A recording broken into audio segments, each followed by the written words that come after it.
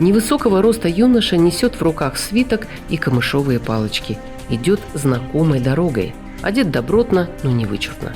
Известно, что Аль-Фараби традиционный арабский костюм в виде длинного до пола одеяния, дополненного большим головным платком, носил редко. Предпочитал одежду тюркскую, халат и штаны. Рассказывают, что и в седле неплохо держался, и из лука стрелял отлично. Ничего удивительного. Если его отец был военным, наверняка и сына многим навыкам обучал с детства. Некоторые историки вообще называют его воином. Правда, не очень понятно почему.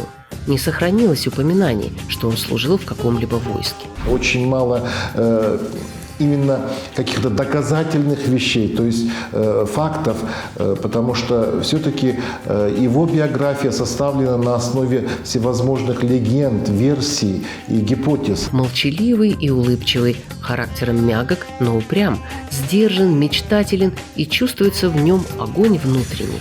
Скромен, неприхотлив, в учебе неутомим и прилежен. Наверное, так могли бы описать будущего ученого его знакомые.